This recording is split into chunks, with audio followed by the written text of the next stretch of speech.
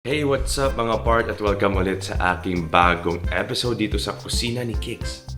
Uy, pwede yan bago ko lang naisip yan, kusina ni Kiks. But anyway, the reason why na kailangan nyo makita to because tuturuan ko kayo paano mag-prepare or magluto ng roast pork belly.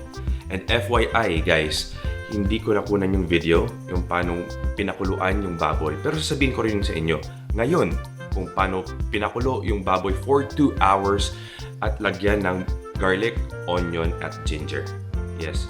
So, imimix nyo yan para at least yung extract ng mga veggies na yon sipsipin ng ating pork belly. Okay? So, ito yung ingredients na gagamitin natin ngayong araw na to for rubbing. Alright? Kasi i-airfry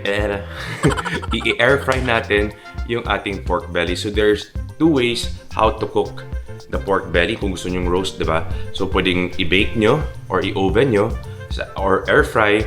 Kung gusto nyo talaga makrispy siya, para siyang lechon kawali, edi gawin nyo, i-deep fry nyo siya. Okay, pero mag-ingat kayo sa deep fry kasi baka mag-shower yung mantika. And, okay, so going back, ito yung ingredients naman na gagamitin natin for rubbing. First, we need rock salt, pepper, herbs, paprika. Okay? So, depende sa inyo kung anong gusto nyong herbs na gagamitin. So, you can use rosemary, thyme, basil, oregano, whatever. Okay? Anong herbs na available nyo sa bahay, pero dried. So, ngayon kasi wala na akong rosemary, so yung gagamitin ko yung herbs na dinala ng sister ko galing Spain. As I mentioned before sa aking vlog noon.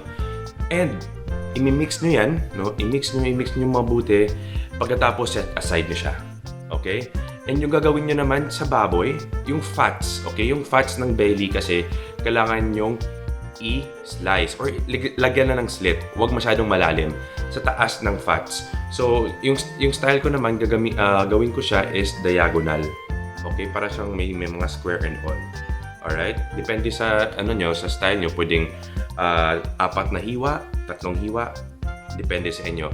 Para kasi once mag-rub kayo ng na-ready nyo na ingredients for rubbing, at least sipsipin ng pork ang ginawa nyong rubbing ingredients. Okay? So, let's go. Iluto na natin. Temperature na gagamitin ko dito sa ating air fryer is first is 190 degrees Celsius for 25 minutes.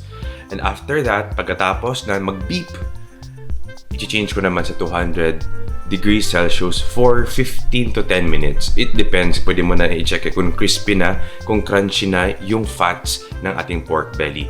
And by the time na crispy na siya, kung narinig nyo yung ang parang yun? Okay.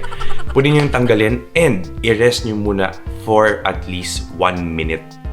30 seconds, 1 minute. I-rest nyo muna yung beef, yung pork para maluto yung loob and at the same time pwede na siyang i-serve. Okay?